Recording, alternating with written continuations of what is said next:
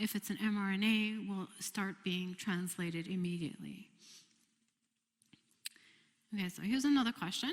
Which of the following DNA segments most likely represents the sequence where the transcript bubble begins to form during transcription initiation? So where we're going to unwind the double-stranded DNA, and explain your choice. Is it going to be A or B? How many say A? Okay, how many say B? Why are we choosing A? What's the difference between A and B in terms of sequence? Yeah, so there's lots of ATs here, which makes it easier to unwind than something that has a lot of GC base pairing, right?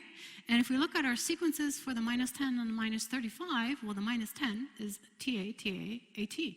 So lots of TAs and ATs in that promoter region. So it's easier to unwind. Again, the process, just a reminder, we synthesize from the 5' end. So this is our triphosphate moiety over here at the 5' end. Usually we have that ribonucleotide being a purine, an A or a G. We have our incoming ribonucleotide that's incorporated using that 3' hydroxyl. So if you want to write 3' here. And the release of pyrophosphate, which drives the reaction forward, and we elongate our chains, okay? So the chains are formed de novo, so without a primer, and they grow in the 5' direction to the 3' direction. So keep those key features in mind. And another thing I want to introduce when we talk about the transcription bubble, where we've actually unwinded the double-stranded DNA, we have our RNA polymerase. As we unwind along the 3', 5' template strand, we are rewinding along the front end of the RNA polymerase. So unwinding here, rewinding the double-stranded DNA. Within the RNA polymerase, we have a new structure. It's called the RNA-DNA hybrid helix, okay? And it encompasses the template strand and partial component of the nascent RNA transcript. So here's our RNA transcript that's coming out. And here is our 3' hydroxyl at this end that will attack the incoming ribonucleotide to carry out that fundamental reaction. And remember, the RNA polymerase is moving this way.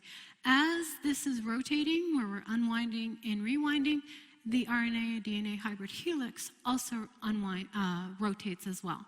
And it rotates so that it positions that 3' hydroxyl correctly in the active site so that catalysis can happen. This structure is about 8 base pairs in length, okay, or 1 turn of the double helix. So about half the size of the actual transcription bubble, or the open promoter complex. And again, it moves very slowly, incorporating about 50 nucleotides per second. One key thing, and again, you notice there's a channel where this transcript exits. This channel constitutes key secondary structures, a helix loop helix that we see here, and a beta sheet. And there's a key phenylalanine residue. So if you just want to write phenylalanine here, that actually inserts itself into that RNA-DNA hybrid helix and forces the separation of the DNA from the RNA, such that that RNA can then exit through the channel. So it exits through a channel. Okay? So just know that there's a key residue, so that aromatic ring gets inserted into that RNA-DNA hybrid helix, and we get separation of the 2 strands, so that the nascent RNA chain can exit through the channel. Okay, so I think we'll take a 5-minute break here and come back and talk about the elongation process, which has been defined as a nucleotide addition cycle, as we just keep adding ribonucleotides over and over again. Okay, so take a 5-minute break, and we'll come back.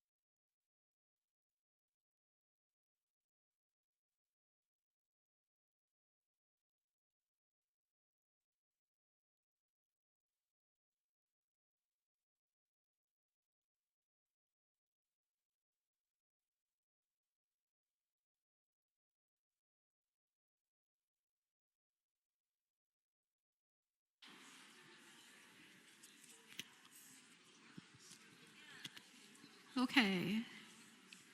So let's get back to how we're going to elongate our transcript.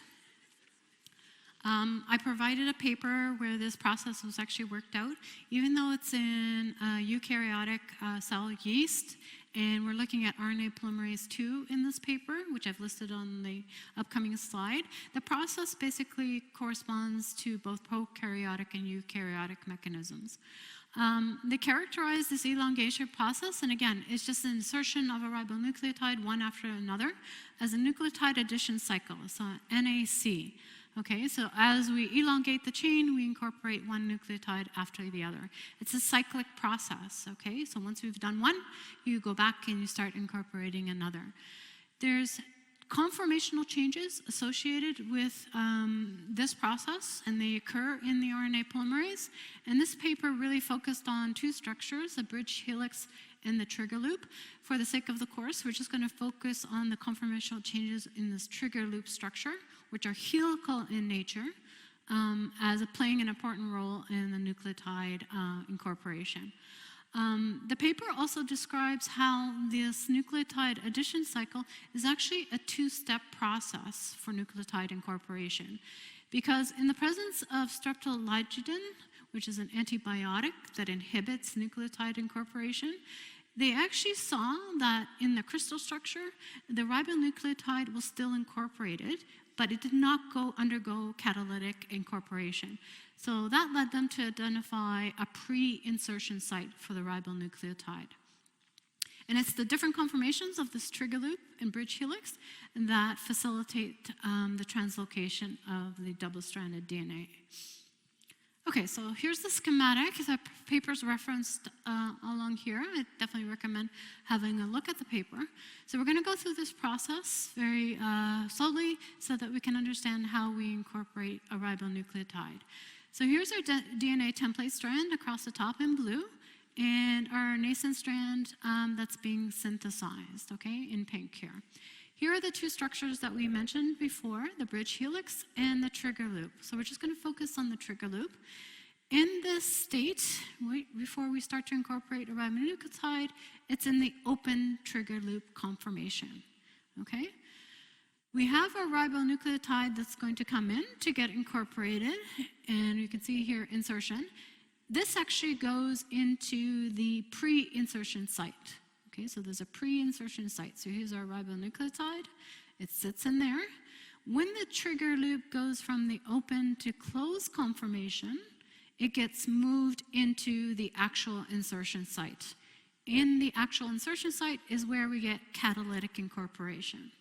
Okay, so we get the reaction happening, we get pyrophosphate released, and this all happens when we go from the open trigger loop to the closed trigger loop. Is everybody clear on that? So we get the ribonucleotide come in. It sits in the pre-insertion site when we have the open trigger loop. When we close it, it gets moved into the insertion site, and you get catalytic incorporation. Okay, so we've incorporated the ribonucleotide. The next thing we need to do is actually move the template strand one base pair in length so that we can elongate the chain. This, again, involves the trigger loop going from the closed conformation to the open conformation, okay? And adopting a wedge trigger loop. And this type of structure actually looks like a ratchet. So if you know, a ratchet kind of latches on and moves everything by one nucleotide in length. So you can see the direction. We have this one here moving into the dotted line set up for the next incoming ribonucleotide. The wedge trigger loop then goes back to the open conformation, and we go back up to this spot up here and wait for the next incoming ribonucleotide to come in to the pre-insertion site. Okay, so we have the pre-translocation set up, the intermediate, and then the post. Once we've actually moved it from when we open the closed trigger loop to the wedge conformation, and then we go back to the original conformation of that trigger loop. Okay? Do you guys need me to go through this once more? Yes? Did I hear a yes? Okay, so again, basically we have an open trigger loop. We get nucleotide incorporation into the pre-insertion site. The trigger loop closes, it moves the ribonucleotide into the insertion site, we get catalytic incorporation. The next thing we need to do is move that RNA-DNA hybrid helix by 1 ribonucleotide in length. We open the trigger loop, adopt the wedge conformation, and then move it along by 1 nucleotide in length, and then regenerate the open trigger loop. And again, this repeats over and over and over again until we get to the termination site. I'm actually going to post a video of this on the discussion board, so you can actually see it in 3D, and it'll come up later today at around noon, so you can have a visual of that. So finally, we've initiated, elongated our chain, now we need to stop transcription. So how does transcription stop in prokaryotes? There is 2 processes that we'll talk about. One's intrinsic and one's protein dependent. And termination basically involves stopping phosphodiester bond formation, right? We're not going to incorporate any ribonucleotides. We are going to dissociate the RNA from the DNA, and we will rewind any unassociated DNA strands. And then finally, release the DNA from the RNA polymerase. So what factors determine how RNA polymerase stops transcription? And as I mentioned, there's 2 ways in prokaryotes. One is an intrinsic signal. So it's found within the nascent RNA transcript, and it just involves a palindromic GC region. And because it's palindromic, so we have some inverted repeats that we see in the DNA double helix. So we see some GC regions here. Once these are transcribed by the RNA polymerase, and we're using that 3' to 5' template strand, does anybody see anything wrong in this figure? What's wrong? It's a label.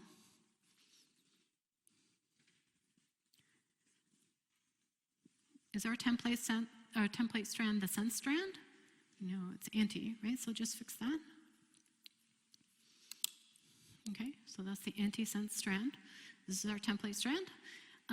Once we synthesize that transcript, this inverted repeat actually likes to base pair. So we actually can generate the stem loop-like structure in the nascent transcript. Okay, so this is our, say it's an mRNA. So here's our 5' and then our 3' mRNA that's been generated. And in between these inverted repeats, we have lots of ATs that will generate a U loop. And then at the end, there's an AT-rich region, which generates lots of U's.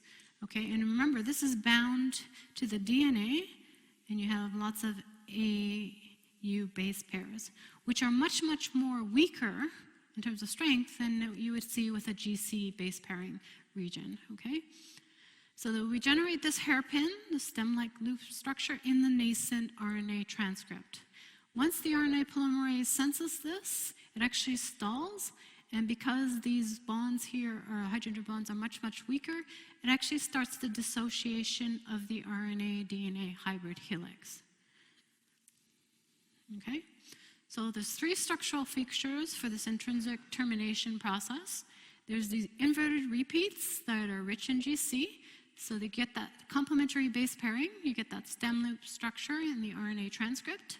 There's a non-repeating segment that punctuates the inverted repeats, so you get a string of U's. And then finally, there's about 6 to 8 A's in the DNA template that encode for those U's that facilitate the weaker hydrogen bonding and dissociation of the RNA-DNA hybrid helix. Okay, so that's the intrinsic way to stop transcription. How do you stop transcription using a protein? And in prokaryotes, there's actually one protein that allows the RNA polymerase to identify subsequent termination signals that it can't identify on its own. And the protein that was actually characterized in prokaryotes was the Rho factor. So Rho is the Greek letter, so we've depicted it here by this symbol. It's a Rho factor. It's particularly important for the generation of the various sized rRNAs. And I've listed some of the species here. So there's a 23S, 10S, 13S, and 17S type species. And usually these rRNAs are responsible for making the ribosome, okay? What does the S stand for? It's a unit associated with the rRNA transcript. It's a Svedberg, but what is it depicting? I mean, what is its value? It's actually the sedimentation coefficient of that particular transcript in a centrifuge, okay? So it's a Svedberg unit. So typically you'll see the rRNA transcripts being defined as a particular size. So this one is 23, this one 10, 13, and 17. Okay, so if we have our template strand that we're going to use with the RNA polymerase, and we're going to synthesize some of these genes, the 23S, 10S, and 13S, and 17S. If we just have the RNA polymerase alone, it will not recognize any additional termination sites that the rho factor does. So if you were to add in just a template and your RNA polymerase, so in this one here, we have no rho, so just our RNA polymerase. The only termination signal that will be recognized is the end one, and typically it will be the intrinsic signal, so you generate some type of stem loop structure. Within this transcript, however, to generate these smaller rRNAs, there are rho sites, and this rho protein can recognize them and facilitate transcription termination by the RNA polymerase. So if we have 3 of them identified here in this template, if we add in our RNA polymerase plus the rho factor right at the beginning, that rho factor will identify that first termination site and help the RNA polymerase stop transcription and generate a much smaller rRNA transcript. So you're only transcribing this particular region here. If we add in the rho factor about 30 seconds later, and the RNA polymerase has passed that first rho termination site, you will get a much longer fragment. So you can generate the 13S. So this is at the second termination site. And then finally, if you add in the rho factor about 2 minutes later, when you know the RNA polymerase has passed those 2 rho termination sites, the third one will be recognized and you'll generate a much longer size fragment at the third position. Okay, so this is another way, and the RNA polymerase on its own has no problem stopping transcription, but there's sites within the templates that can't be recognized unless you have that protein factor. Just a note that no protein factor responsible for termination has been identified in eukaryotic cells, so it's only specific for the prokaryotic RNA polymerase. So what is this rho factor? What does it actually do? So when our transcript is actually being synthesized and it's exiting the RNA polymerase, our rho factor is down here. You can see it kind of looks like a donut. What do you think it is? Donut structures, if you think back to Dr. Brown's lectures. What were donuts like? What were they? It's a helicase, yeah. So it's an ATP-dependent helicase. When the transcript's being synthesized, it will latch onto it and look for a C-rich region, okay? So it binds to a C-rich region. It's called the rho utilization site or the RUT. So the R is for rho and UT is for utilization. So this is lots of C's. The key thing here, especially for this one, the mRNA transcript, it is devoid of ribosomes. If there's ribosomes there, it won't latch on. So no ribosomes. Okay, so it latches on. If there's a C-rich region, it will start to use its ATP hydrolysis to chase the RNA polymerase. And then once it does reach the RNA-DNA hybrid helix, it facilitates the end winding of that RNA-DNA hybrid, okay? And allows for the dissociation of the nascent transcript. And then our RNA polymerase stalls and then dissociates from the double-stranded DNA. So here's a good slide to remember. Some key things about the rho factor. It's an ATP-dependent helicase. It's hexameric, so it's kind of like the structures Dr. Brown talked about.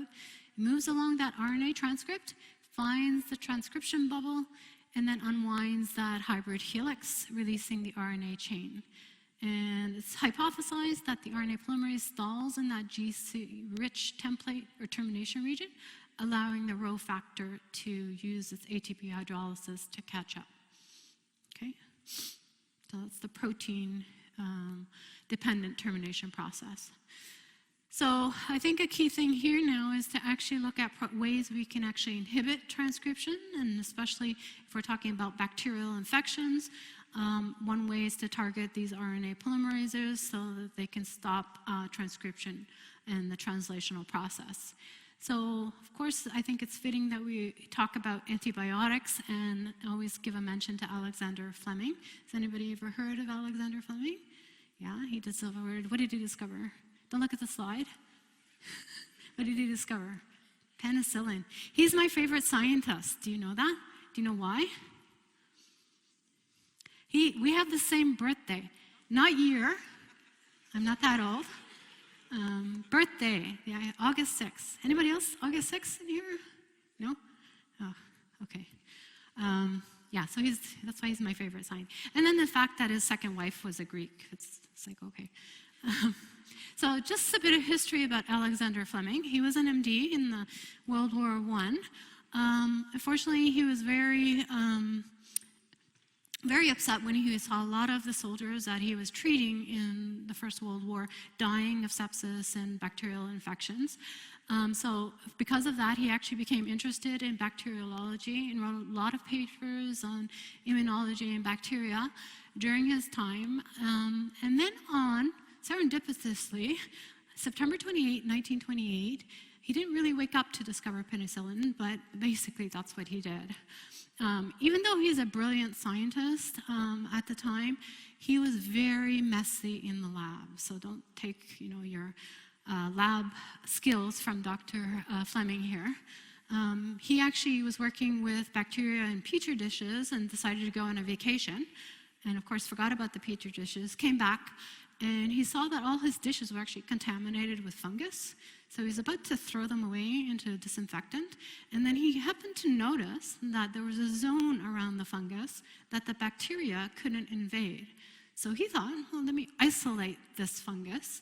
And in doing so, he discovered penicillin on that day. It's known that penicillin has saved over 200 million lives at the time. The interesting thing, but you probably don't know, is that he actually abandoned purifying and developing penicillin further because he couldn't mass purify it. He thought it probably didn't work very well in large doses, so he actually gave up the research. But in the early 40s, Howard Florey and Ernest Chain came along, and they took up his work and actually were able to mass purify it and help all three of them win the Nobel Prize in Medicine in 1945. Okay? Key thing to take away from this, he's my favorite scientist. Okay? And you know why now. Okay, so hand out to Alexander Fleming for being such a great scientist. And so if you're working in the lab and you have a moldy sandwich or something, don't throw it away. Maybe something someday. I'm just kidding. You shouldn't have food in the lab to begin with. Okay, so what types of drugs can we use to inhibit transcription? Well, we have the drug rifampicin up here. It's actually derived from streptomyces, and here's its structure. You've got lots of rings associated with it. Its process of inhibition for transcription is to inhibit the initiation component to RNA transcription. And it does so by quite nicely fitting into the RNA-DNA hybrid helix channel, which the RNA-DNA hybrid helix normally sits as it's being rotated and the transcript is being synthesized. So this structure here is the rifampicin sitting in the RNA-DNA hybrid helix channel. So this is the channel. So it actually blocks that RNA-DNA hybrid helix from forming and allowing the transcript to actually exit from the RNA polymerase. This channel, and where the rifampicin actually sits, is about 12 angstroms away from the active site, which is that green dot. So 12 angstroms away from the active site. Okay? So it inhibits RNA initiation transcription initiation by blocking that specific channel.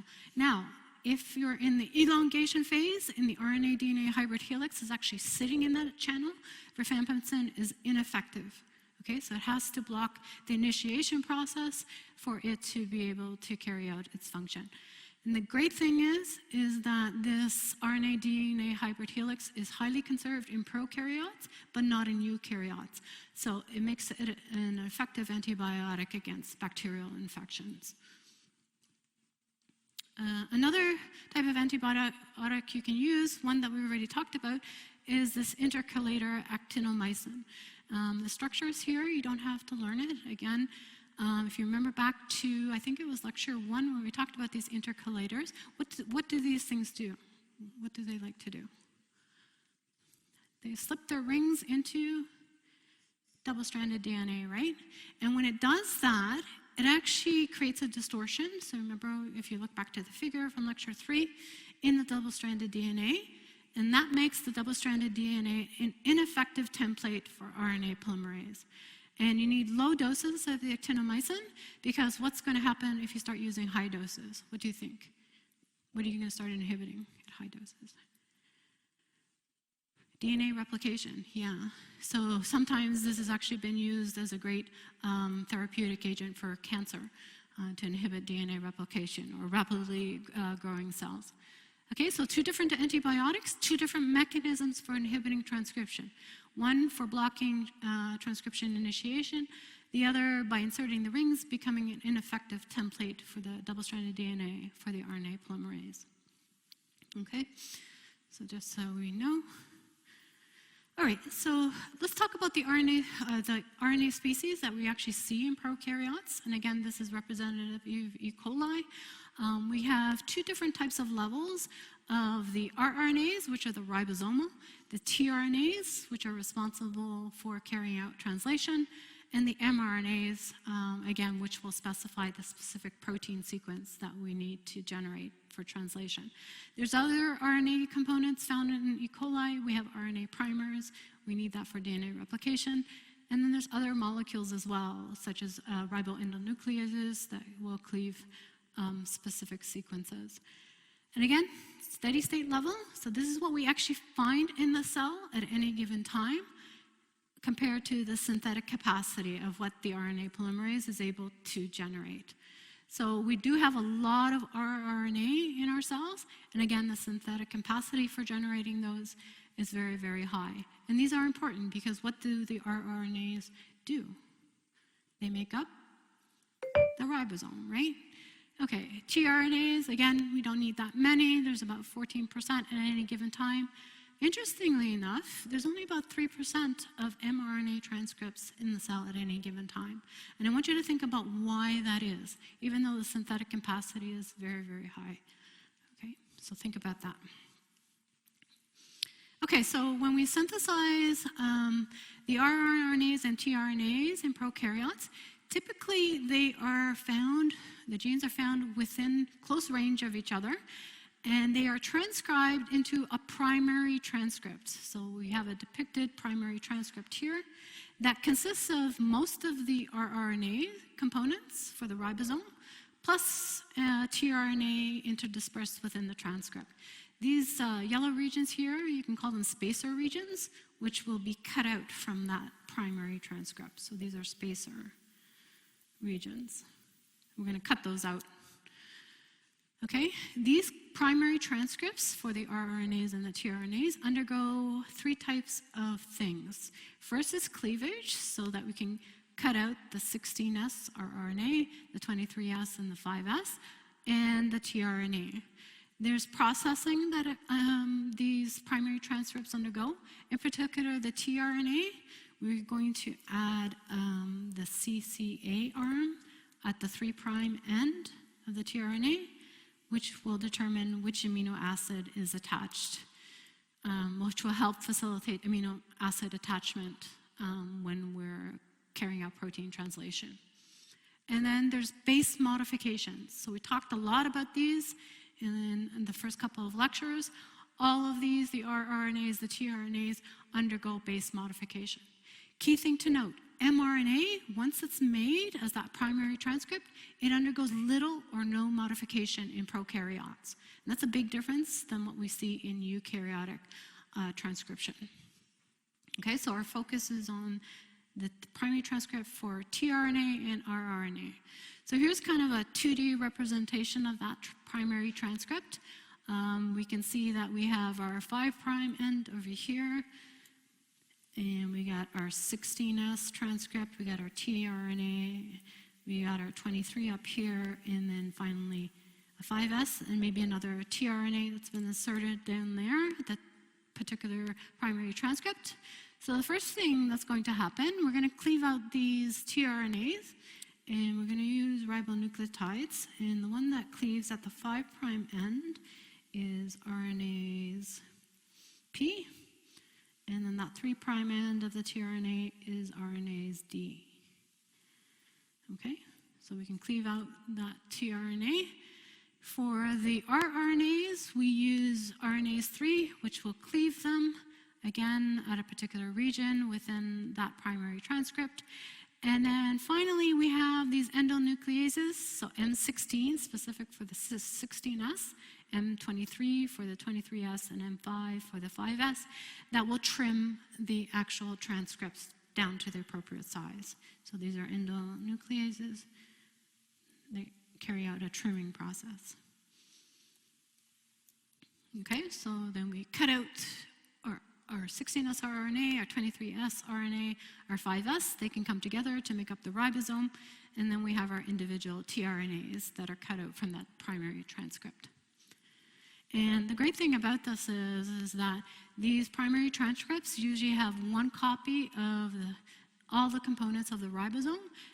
As we'll see later on, when you put them together, you only need the one copy, so it's better to synthesize them all at once and then bring them together to make up the ribosome. Just to review a bit about the base modifications. So remember, a lot of it happens with uridylate. When we see a methyl group being added onto it, we can generate ribothamidylate. Remember, it's not thymine because we have that ribose sugar. We have pseudo-uridylate that we can generate. What's the difference between pseudo and the uridylate that we see up here? What's happened? It's the ribose link, yeah. So we went from N1 position to carbon number 5, okay?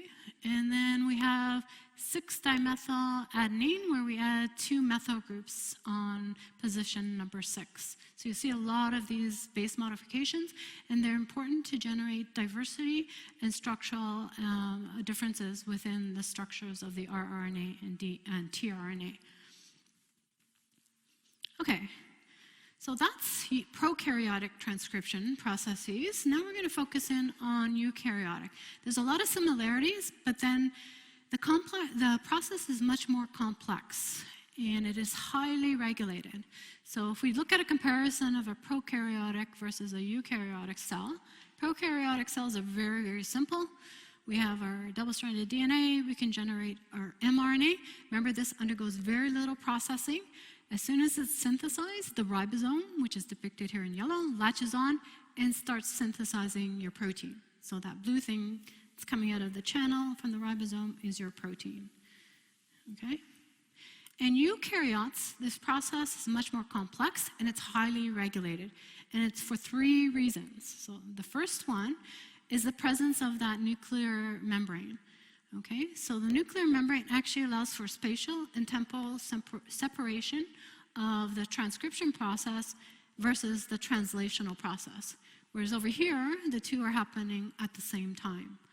Okay, so you notice we have our transcript being generated in the nucleus, and then it gets modified and then transported out for access to the ribosome. Whereas we have only 3 promoter regions, so -10, -35, and a UP element for the prokaryotic promoter identification.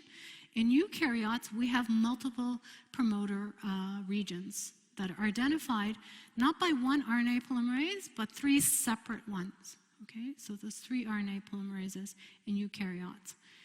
And as I mentioned, where we have little to no modification of the mRNA transcript, In eukaryotes, the mRNA transcript is highly processed and modified. So you can add a 5-methyl GCAP and then a poly A tail, you get splicing of introns, and so on and so on. Okay, so it's much more complex in terms of its regulation. So let's look at the RNA polymerases found in eukaryotes. There's 3 of them, as I mentioned. This chart, so it's a good chart to actually know, depicts their location, which transcripts they're responsible for, and then the effects of a certain compound, which we'll look at in a minute, alpha-amanitin, on its ability to carry out transcription. So for type 1, the RNA polymerase number 1, it's found in the nucleolus, so different location, and it synthesizes the majority of the rRNAs, okay? And again, the 18, the 5.8, and the 28S, and they make up the ribosome. Its effect, the effect of alpha-amanitin on it, it's insensitive to it. RNA polymerase number 2, which is the most important, I think, for us, it's found in the nucleus. It will synthesize the mRNAs. Okay, so our mRNA transcripts, which are responsible for the proteins that we translate. And then some snRNAs, and these are responsible for carrying out splicing, as we'll see later on. It is strongly inhibited by alpha-amanitin. The KD is about 10 nanomolar. Again, you don't need very much to inhibit this RNA polymerase 2 with this compound. Number 3 is responsible for making the tRNA transcripts and also a smaller 5S rRNA. It's inhibited by alpha-amanitin only at high concentrations, so I think the KD is around 10 micromolar. Okay, so you need a lot more to be able to get that inhibitory effect.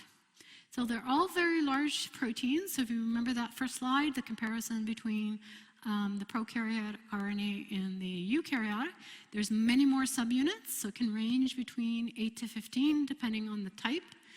RNA polymerase, again, it's very special. This is why I like this one. It actually has a unique C-terminal domain region, which we'll call CTD, and has multiple repeats of this particular protein amino acid sequence. So YSP, TSP, S. So what amino acid is Y? Does anybody remember? Y stands for tyrosine, right? Okay. S,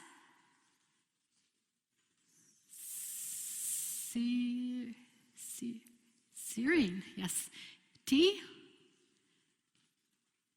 threonine, right? And then P is for proline, right? Okay. Everybody remember those? No? Nobody cares to remember those. Okay. I will put up a slide for the amino acids so that you can review those 1-letter codes, okay? The importance of these repeats, the serine and the threonine, what's characteristic of their side chains? What kind of functional group? A hydroxyl, right? What's special about a hydroxyl? What can you do to it? Don't read the slide. You can phosphorylate it, okay? And this phosphorylation of this particular region, the CTD, will regulate the activity of the RNA polymerase 2, okay? And again, there's differences with respect to alpha-amanitin, which we'll talk about in just a few minutes. All right, so here's the structure of RNA polymerase 2 found in eukaryotes. Lots of subunits. I just want to highlight 2 particular things here. This is the, this one in orange is the RPB1 subunit. And this part here is that CTD. Okay, this is where we can get phosphorylation of those serine or threonine residues in the protein. Okay. The transcript is in pink. So here's our transcript. And then our template strand is in green. So this is green, the template, just so you can get a better visualization. Template of where things are in relation to the active site where we're actually undergoing ribonucleotide incorporation. So here's our CTD region, and that's part of the RPB1 subunit for this particular RNA polymerase. This table gives you a comparison between the prokaryotic subunits and the eukaryotic subunits. If you wanted to think about it in terms of relation to the homology from the alpha, beta, and beta prime, along with the sigma, these subunits over here will be their corresponding match for them. The key one I want you to remember is this RPB1 that has those multiple repeats in that CTD region, so multiple repeats. Okay? Promoter recognition, similar to what you would call for the sigma subunit, is carried out by the RPB4 subunit. Okay? Again, you don't have to remember numbers or anything else key from that slide. Okay, so we had that column about the sensitivity to alpha-amanitin. What is alpha-amanitin? Here's the structure for it. How many want to learn the structure? How many would draw that for the, no? You don't have to. If you have free time this weekend, you want to talk about alpha-amanitin, draw a structure. It's very complex, very large. Where do you find this compound? It's actually found in a poisonous mushroom called amanita. It's sometimes called the destroying cup or death cup or destroying angel. I'm going to show you a photo of it in just a minute. It's responsible for actually about 100 deaths per year if you actually ingest it. And it's very effective in stopping RNA polymerase II. How do you think it stops RNA polymerase II? What do you think it does? Any idea? Just by looking at its structure. Well, if we go back to the nucleotide addition cycle, here's the picture of it. I didn't realize I had it now. So how many go camping? Do you bring food with you? Yeah? Okay, because you don't want to be caught out in the wilderness with no food and then see this and say, I'm going to eat this. Okay, so make note what it looks like. Do not ingest this, okay? So always carry like a chocolate bar or something with you. So you have some food. It's highly potential. If you eat it within a couple of minutes, that's it. And its effect is really on the nucleotide addition cycle. So coming back to the slide, and if you look at the alpha-amanitin where it's up here and down here, it can inhibit RNA polymerase elongation, the phases, when it's in the nucleotide incorporation phase or in the translocation phase. And essentially what it does, it blocks the open trigger loop from closing, okay? So it just prevents that closure of the active site. And not only does it do that, it will block the translocation step.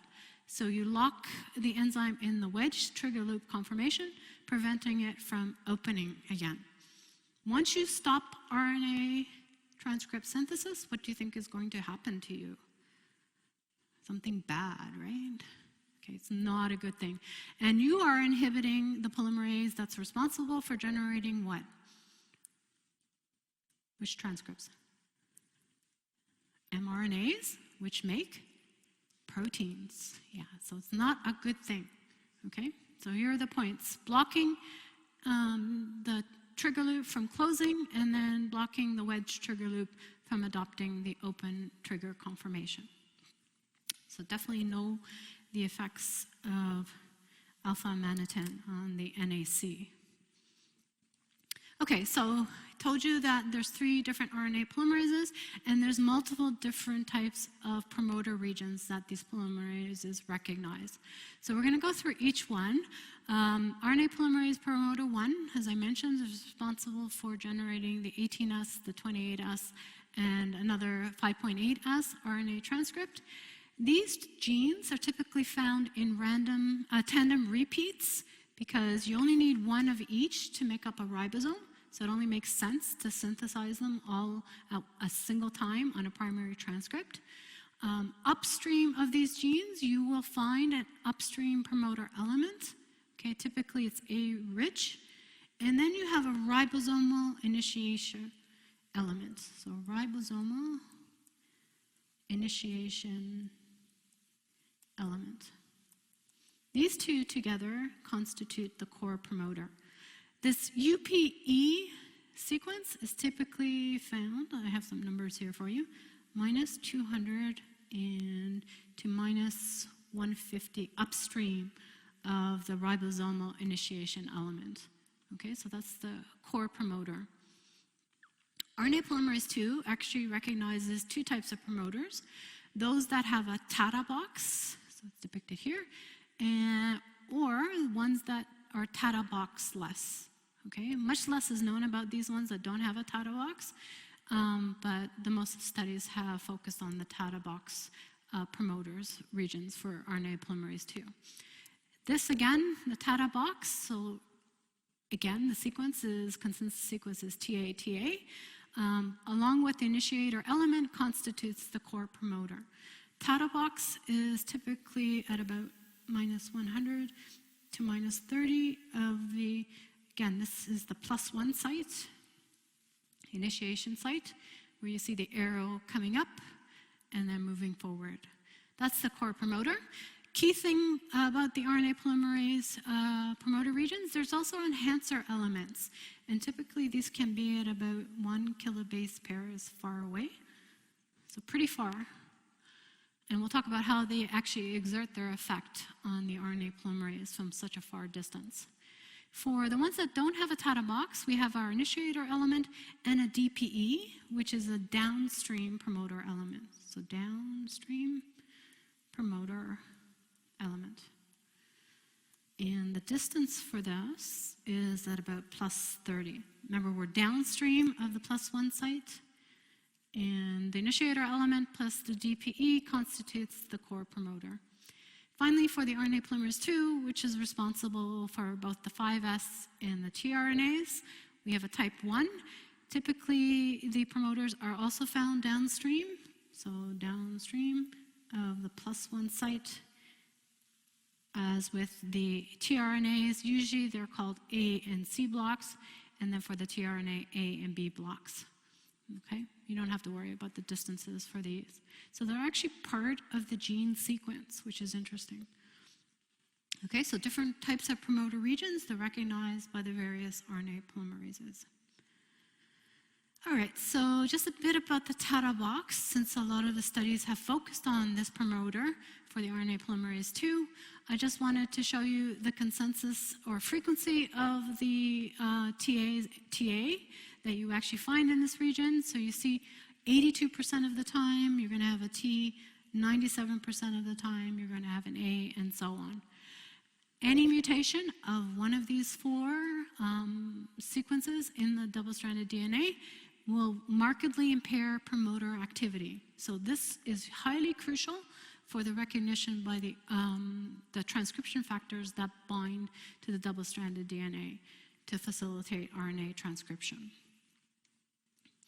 For genes that are constitutively activated, so those housekeeping genes that you transcribe all the time, there are different additional promoter sequences that are upstream.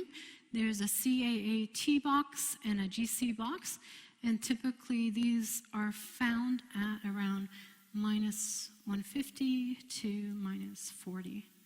And again, these are for housekeeping genes. So additional regions for RNA polymerase binding. Okay? So just additional regions. All right, so coming back to the TATA box that we see over here, and this enhancer element, I mentioned that the distance is about 1 kilobase pairs in length.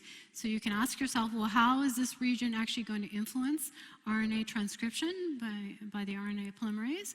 The great thing about eukaryotic DNA is that it can actually loop, and these regions, enhancers, there's also repressors, which will effectively shut down RNA transcription, can bind proteins that will act as mediators between protein-protein interactions, the RNA polymerase, and that specific enhancer region. So the effect of this transcriptional activator binding to that enhancer region is to increase the efficiency of RNA polymerase transcription by causing that looping of the DNA and making protein-protein interactions. So you get a conformational change in the RNA polymerase that facilitates or increases the efficiency of transcription.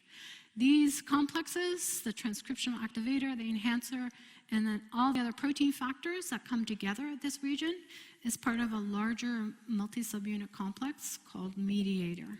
And we'll come back to that one either next day or on the third lecture. Okay, so it's a much larger complex. Okay, so how do we start transcriptional initiation in eukaryotic? It's very different than what we saw with the RNA polymerase. So the RNA polymerase basically just latches on as the hollow enzyme, uses sigma subunit to try to find those promoter regions, and then starts unwinding the double-stranded DNA. The difference here for eukaryotic cells is that the RNA polymerase has to be recruited to the double-stranded DNA by transcriptional factors. And we're going to talk about these transcriptional factors. So it has to be brought in rather than associating with the double-stranded DNA immediately, as we saw in prokaryotes. So if we think about our double-stranded DNA that's depicted here, the initial step for assembly of the transcriptional apparatus is the recognition of that TATA box, which is depicted up here, by the protein complex 2D, as you see here in this yellow.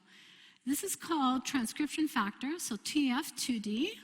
It's a very large complex, maybe about 700 kilodaltons in size, and multi-subunit.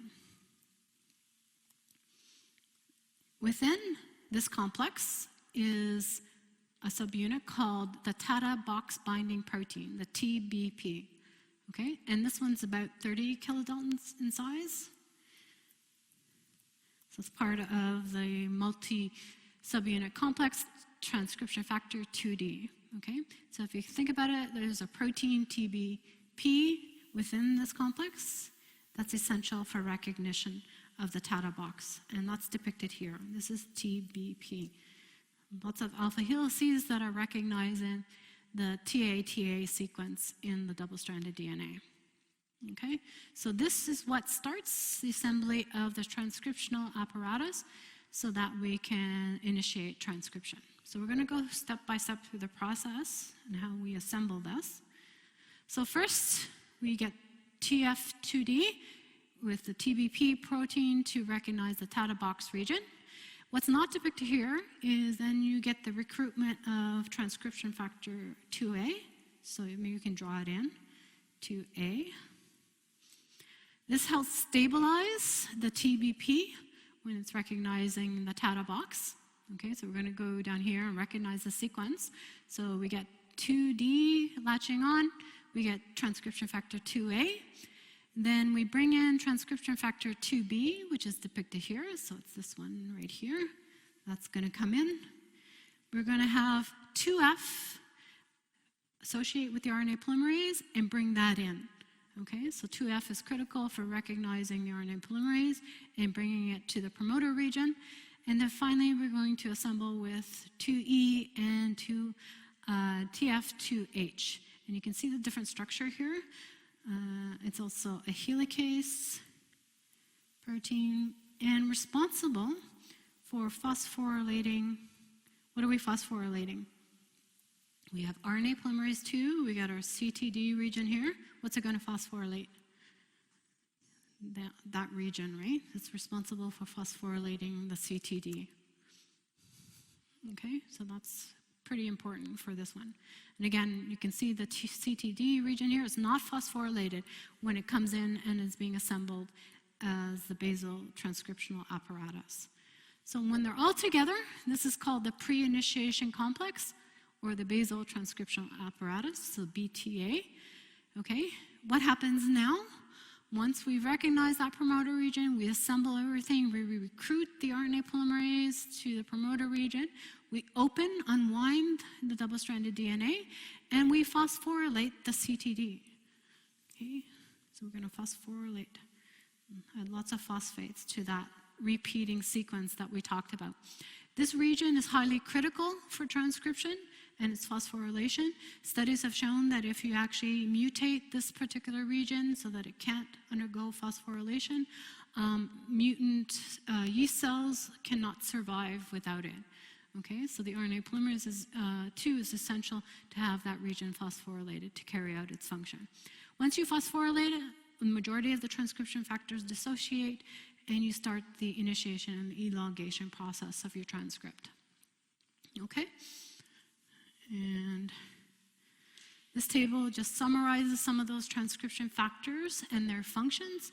The key one I want you to remember, again, is 2D and the TBP, which is essential for recognizing the TATA box. Okay, so that's crucial. And the 2H, which again has the helicase activity and phosphorylates the CTD region. Okay, you can read through the other ones, but again, just be critical of these two. And the TBP is part of that larger TF2D complex. Okay, and I think, yeah, we'll end there for today. Yeah, keep well, and we'll continue on with the remaining of the course, okay, you guys?